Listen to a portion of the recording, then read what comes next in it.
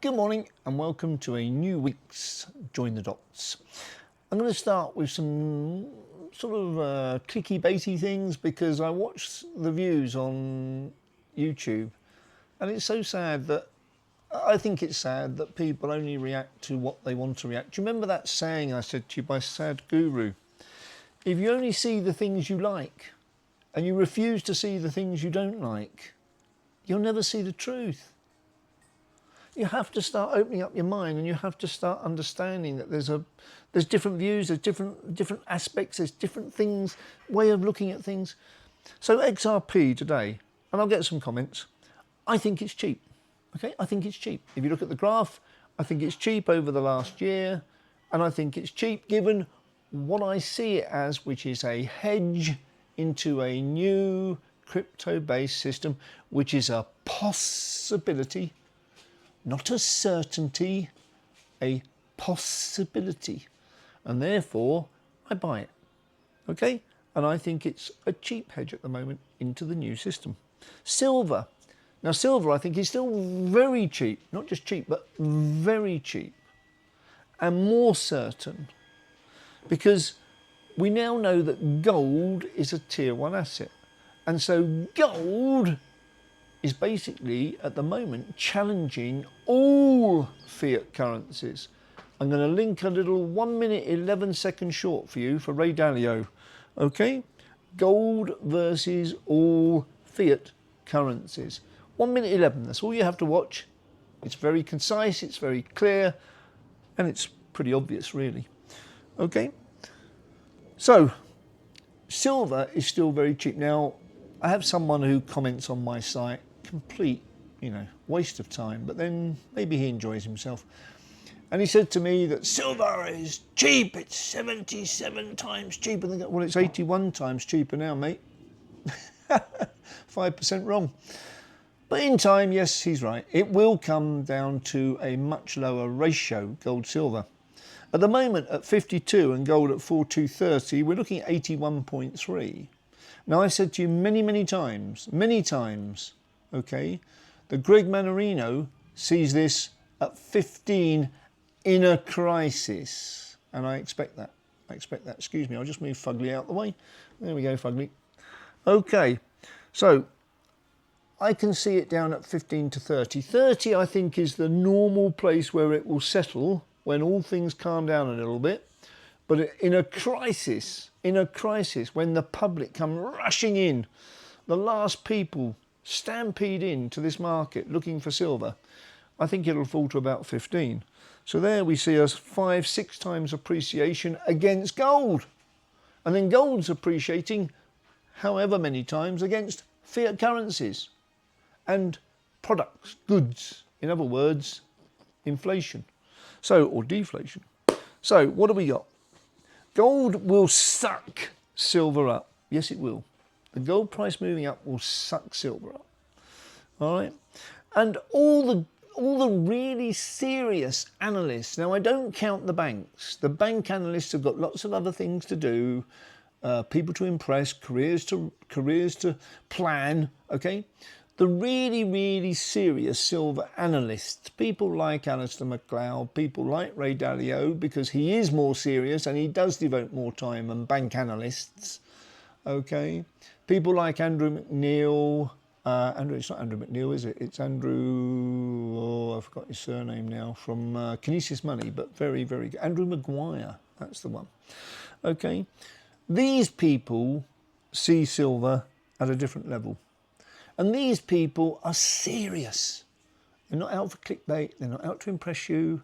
They're very serious analysts who've been proven right for the last X year, well, 20 years, 25 years.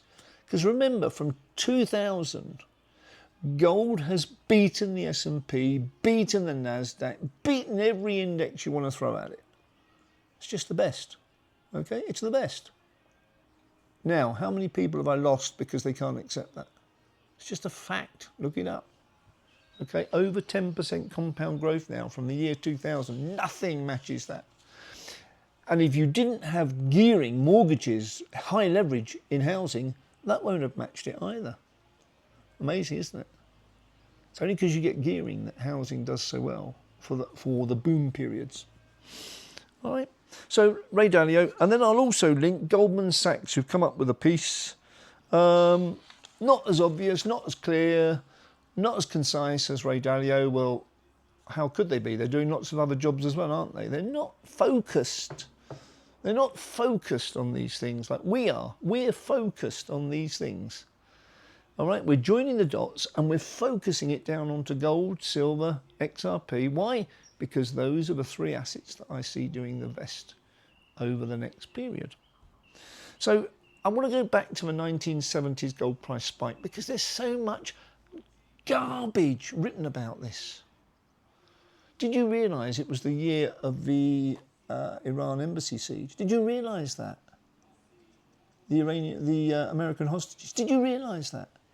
Did you realise it was when the Soviet Union, not Russia, and I've said Russia before, so I'll apologise for that, the Soviet Union moved into Afghanistan and the newspapers claimed World War III on their front pages. That's what took gold up to $850, not inflation. Your textbook says inflation. Even AI I searched this morning says inflation. Inflation and market forces, it says. So AI is not the wondrous answer to every question on this planet because it can't even get that historical fact right. Okay? Gold rose from $35.99 at the beginning of 1970. By 1976, when we had a lot of inflation around, I remember it very well because the UK was bailed out by the IMF. I was just leaving my grammar school. Gold was $120 an ounce in 1976. So it moved from 36 to 120 through inflation. Then geopolitical forces took over and merged with the inflation and took it up with the US embassy siege in November the 4th, 1979, and the USSR invaded Afghanistan in December 1979. And again, I said USSR because it was the Soviet Union then. Remember, it was America, Soviet Union. They were the two forces in the world. The only two forces in the world. This was World War III. This was on the front page of every UK newspaper. I then saw people coming into the bank and buying gold, Krugerrands, sovereigns, whatever they could buy. They couldn't buy bullion then because of the 1947 Exchange Control Act. Okay? And again, people query me on this. They just haven't done any research. And that's the sad thing. People have an opinion based on nothing. Based on what they've heard. We saw that through COVID, sadly. Okay? So, the USSR invaded Afghanistan. Gold moved then from 399 to 850. Okay? So more than half of that huge rise through the 70s happened in 4 months. 4 months. And it was nothing to do with inflation. I keep stressing this because you have to look deeper than the newspapers. The newspapers are cheap, they're superficial, they're written in haste, and they don't repent at leisure. They don't repent at all because when do you ever see when do you ever see them say, oh, sorry, we were wrong? Even if it's a front page story that they were wrong on, the apology comes in page 24 at the bottom in a 3-line piece. There's no honesty out there. There's no honesty out there. All right. And talking about no honesty, I see Jeffries, the people who've been caught out by this First Brands debacle, are now saying, we were defrauded. Here comes the blame game, guys. Cockroaches will appear from everywhere. And everyone will be looking for, oh, what term haven't we used in the blame game yet? It's going to be blame game bingo. And we're going to have people looking for words. Jeffries are out first, out of the gate. Defrauded. Hey, Jeffries, what's your job? What's your job? Where's your due diligence? Where's your respect to your clients? Where's your honesty in doing your work? Defrauded. Oh, that covers it. We can move on. No, you can't. It's obscene, the lack of due diligence that's going on. How can a company pledge 3, 4, 5, 6, 10 times the same collateral? How can it do it? How can it do it? Okay, so you're going to see, now this comes to Greg Peace on regional banks. This comes to the regional bank index falling 6%. We are going to see so many banks in trouble.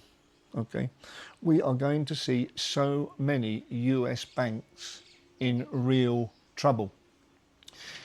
And given that gold and silver and crypto are already focused in people's minds as an alternative system to banks, as banks keel over one by one, and it won't be one by one at some stage, there'll be many multiples of banks falling over on the same day.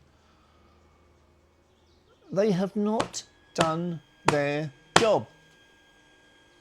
No due diligence.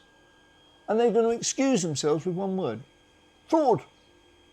No, you didn't do your job for your clients, for your investors. You did not do your job. And now you want to walk away with one word: fraud. No, doesn't work like that. Well, I hope it doesn't anyway. So what are the big things that I see? Okay, so the big differences between the 70s and now, which when we saw the last real fierce gold rally from 35 to 850 in a year, in 10 years. The dollar in the 1970s was undisputed king. It's not now, is it? It's in total doubt. Okay, that's massive. That's the first effect. The second one, gold, fear. Fear. Now, what do we see out there at the moment? We see how many potential world wars do we have at the moment? It's more than one. It's all over the place. We got war in Venezuela nearly. We've got war in Iran. We've got war in Gaza. We've got war in Ukraine. We got war everywhere. We've got meetings between Trump and Putin coming up. Gold, fear. It's not inflation. Fear, deflation. Deflation of asset values. That's what we're going to have. Okay, property, stocks, bonds, Exter's inverted pyramid, derivatives. Can you imagine derivatives? The liquidity is just going to gush out of that market and leave it illiquid and leave people stranded. Banks will fail. Many banks will fail. And remember, another difference between now and 1970s, gold was not a tier 1 asset. It is now a tier 1 asset. And it's number 2 now. It's gone past the euro already. Not because people have bought more gold, but because the price of gold's going up. But people will buy more gold as the price goes up. They'll buy more gold as the price goes up. Okay? So these are the huge differences between now and then. And these are the two massive gold bull markets, the two most obvious ones. So please understand the differences are colossal, because in 1970s, 80s, the dollar was the undisputed king. There was no other choice. Now there is. Okay? Silver will move up in its wake. Silver is incredibly cheap. Greg Manarino, others see silver at 15 to 30 times. 15 in crisis, 30 as a norm. We're 81. Okay? 81. And banks have been so busy making money, they couldn't do their damn job. They couldn't do the due diligence, and they've been defrauded. And in every boom, you get defraud, fraud, and more fraud, because people can see that people are too busy to do a proper job. That's where we are, okay? So this is a big one into the week, and we'll see what happens as the week proceeds. Thank you very much.